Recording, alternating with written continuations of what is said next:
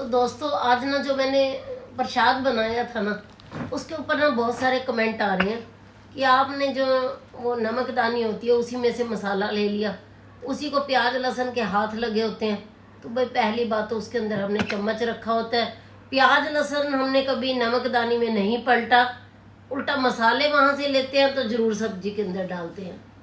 और दूसरी बात, अगर मेरे कोई हाथ लगे भी थे, अब भगवान साक्षी है कि हम तो वैसे सफाई का पूरा ध्यान रखते हैं, परंतु आप लोगों को सफाई देनी पड़ती है हमें। भगवान ने तो वो माता रानी ने भोग ग्रहण भी कर लिया, बच्चों ने भी कर लिया, खुशी खुशी कंजके आई बैठी, जो भी किसी की श्रद्धा थी, हर कोई वैसे करता है और वैसे मैंने भी किया और मुझे पता है कि मेरी माता रानी खुश है मेरे से।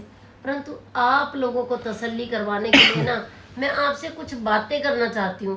पहली बात तो ये कि सारे मुझे ना कमेंट में ये बताएं कि क्या आपने कभी शिवजी भोलेनाथ के जो शिवलिंग के ऊपर जल के अंदर दूध डाल के चढ़ाया है? तो मुझे पता है कि उसका आंसर होगा सभी ने कभी ना कभी चढ़ाया होगा। किसी ने सोमवार को, तो किसी ने व्रत रखे होंगे, या किसी ने शिवरात्रि वाले दिन चढ़ाया होगा। तो उस पानी के अंदर दूध मिलाते हैं हम। तो मुझे एक बात बताओ कि दूध कहाँ से आता है? दूध मिलता है हमें भैंस से, और भैंस जब दूध देने लगती है ना, उससे पहले सबसे पहले बछड़े को छोड़ा जाता है कि वो अपनी माँ का दूध पीता है, तभी वो दूध उतरता है भैंस का। बछड़े को हटा देते हैं और अपनी बाल्टी लेके नीचे जो दूध होते हैं वो दूध होने लग जाते हैं।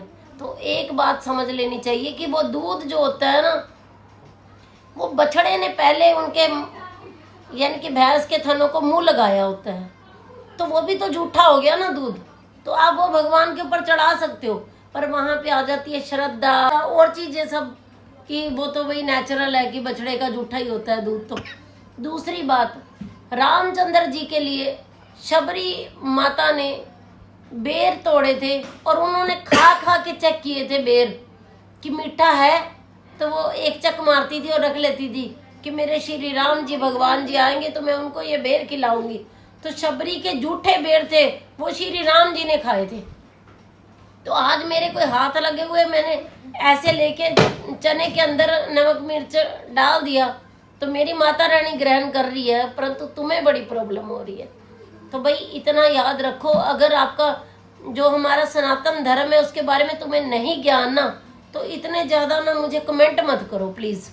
मुझे अपने धर्म का पता है, मैं अपनी तरफ से, ये चीज़ें होती है श्रद्धा की, किसके मन में किसकी श्रद्धा है। देखो अब हर किसी की अपनी अपनी नेचर होती है। किसी के पास पैसा आता है तो उसका शौक होता है सबसे ज़्यादा वो कपड़े खरीदता है। किसी का काम होता है कि पैसा ज़्यादा आता है तो वो सबसे पहले तिजोरियाँ भरता है। किसी के पास पैसा ज़्यादा आता है तो वो सोने में इन्वेस्ट करता जाता है। गोल्ड का शौक होता है, कपड़े चाहे फटे पहन ले तो गोल्ड खरीदना है। किसी का होता है मन घर सजाने का कि पैसा आता है तो मैंने अपने घर को सजाना है, घर को सुंदर बना के रखना है, चाहे उसके पास कुछ और ना हो पर उसका घर सुंदर होता है। तो दोस्तों हर किसी की सोच अलग अलग होती है, हर किसी की भक्ति का तरीका अलग अलग होता है, हर किसी की भावना अंदर की अलग अलग होती है। तो किसी के प्रसाद बनाने के तरीके को लेके मजाक मत उड़ाइए। मैंने तो कई बार देखा है। अब हमारी सोशल लाइफ ऐसी है कि हम जो भी करते हैं मीडिया वो उसको दिखाते हैं, व्लॉगिंग करते हैं, वही हमारी रोजी रोटी है, वही हमारी लाइफ है। परंतु तुम उसका मजाक कम से कम प्रसाद वाले दिन तो मत मजाक उड़ाओ ना। पिछली बार इसी कढ़ाई के अंदर मैंने प्रसाद बनाया था और बहुत सारे लोगों ने मेरा मजाक उड़ा दिया था कि आंटी जी कढ़ाई तो साफ कर लेते। और ऐसे ही वाइट चमकती हुई कढ़ाई थी और मैंने उसी दिन शाम को वीडियो बना के वो कढ़ाई दिखाई थी कि मैडम इससे साफ कढ़ाई ना मुझे बता दो कि कैसे होती है।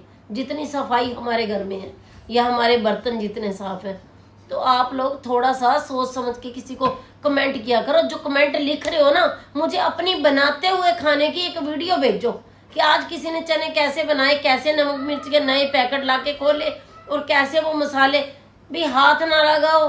अब जो दुकान के ऊपर लड़कियां काम कर रही हैं, करियाने की दुकानों पे, यहाँ पे तो बहुत लड़कियां काम कर रही हैं। अब कोई किसी को माहवारी भी आई हो सकती है, वो भी सामान उठा के नमक मिर्च हल्दी तुम्हारे हाथ पे रख सकती है। उसे क्या पता होगा कि आप अगला पैकेट को भोग वाले दिन खोलोगे या कब खोलोगे। तो फिर इतना सोचने की ना दोस्तों जरूरत नहीं है। थोड़ा सा दिमाग जरूर यूज करना कि मैंने आज आपको क्या बोला है।